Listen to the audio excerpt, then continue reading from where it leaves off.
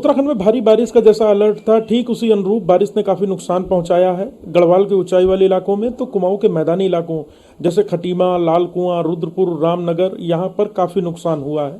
कई सड़कें बंद हैं, तो भी कुछ देर पहले रेलवे ट्रैक भी प्रभावित होने की खबर आई है। हमारे साथ सचिव आपदा विनोद कुमार सुमन साहब हैं, इनसे समझेंगे कि क्या क्या अभी प्रदेश में हालात हैं और क्या तैयारी है। सर, अभी तक का यदि हम स्टेटस जाने तो क्या है और क्या चुनौतियां हैं सरकार के सामने?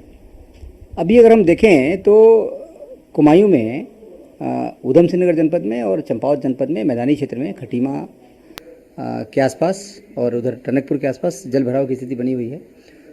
टनकपुर में स्थिति जल भराव है, लेकिन चिंताजनक स्थिति नहीं है। कुछ लोगों को रेस्क्यू करना था, उनको सुबह रेस्क्यू कर लिया गया अर्ली मॉर्निंग 4 से 5 बजे के आसपास। खटीमा में जल भराव की स्थिति बनी हुई है, वहाँ एनडीआरएफ एसडीआरएफ तैनात की गई हैं। एक अलग से टीम एसडीआरएफ की देहरादून से भेजी गई है। जो लोग फंसे हैं उनको निकालने का काम चल रहा है। अभी भी कुछ लोगों के फंसने की सूचना है, हम लोग लगातार उसमें काम कर रहे हैं और जो एक्स्ट्रा टीमें हैं उनको भेजी जा रही हैं। माननीय मुख्यमंत्री जी द्वारा भी सुबह इसके बारे में निर्देश दिए गए हैं, तो उसका अनुपालन किया जा रहा है। अभी कोई ऐसे लॉस की सूचना नहीं है, लोग फंसे उनको निकाल रहे हैं हम। बट लोगों को दिक्कत यह है कि जल भराव है, जिसको निकालने के लिए कार्रवाई की जा रही है। लगातार बरसात हो रही है, इसलिए पानी को निकाला जाना संभव नहीं हो पा रहा है।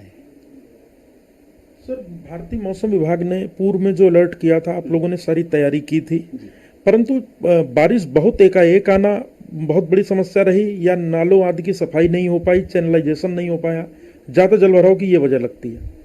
नहीं, जो जलभराव हुआ है, जब ऊपर हिल्स में बरसात हुई है कुमायूं में, तो उसके कारण टनकपुर में और इधर ऊधम सिंह नगर के मैदानी जनपदों में जलभराव बहुत नेचुरल है। इतना ज़्यादा पानी आता है तो वो नाली में नहीं पानी जाता, वो बहुत ज़्यादा मात्रा में आता है, क्यूसेक में होता है, कई हज़ार क्यूसेक में। तो उसका तो पानी का उपाय यही है कि पानी अपने आप नेचुरल तरीके से जाएगा। कुछ समय के लिए दिक्कत है। अभी लकली बरसात आज से कम होने की संभावना है, तो वाटर लेवल जो अभी बढ़ रहा था, वो लगातार जो पानी का डिस्चार्ज था बढ़ रहा था, वो घटेगा, तो उससे जो हमको राहत मिलेगी निश्चित रूप से, तो ऐसे उम्मीद करते हैं। सर, 4 धाम यात्रा भी रोकी गई है, लोगों से अनुरोध किया गया है क्योंकि गढ़वाल में भी बहुत बारिश है।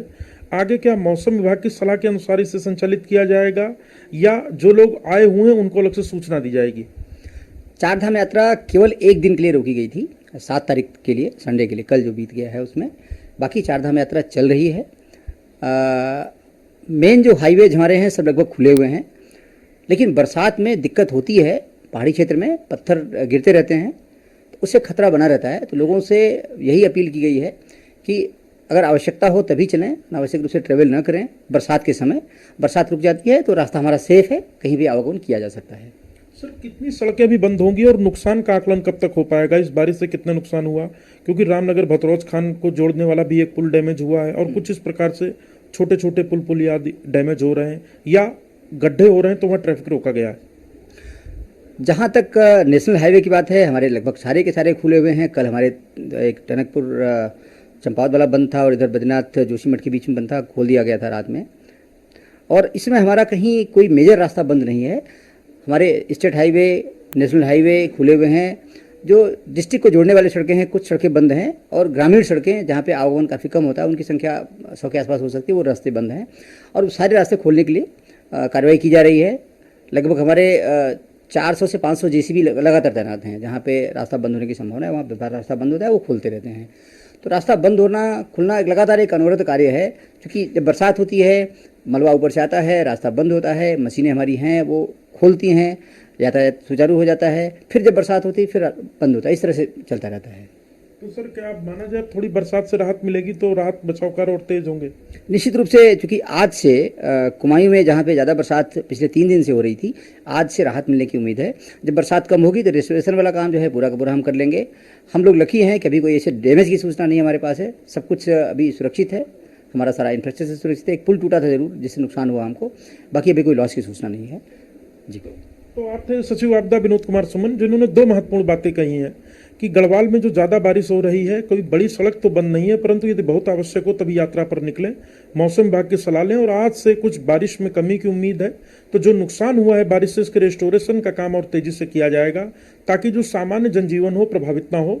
और मुख्यमंत्री जी ने भी सुबह ही वीसी के माध्यम से भी सभी अधिकारियों को निर्देशित किया है। कैमरा सहयोगी अंजीत के साथ सुदीप जैन, न्यूज़ 1 इंडिया, देहरादून। और इसी के साथ इस बुलेटिन में इतना ही। बाकी देश और दुनिया की तमाम खबरों को देखने के लिए आप बने रहिए न्यूज़ 1 इंडिया के साथ। नमस्कार।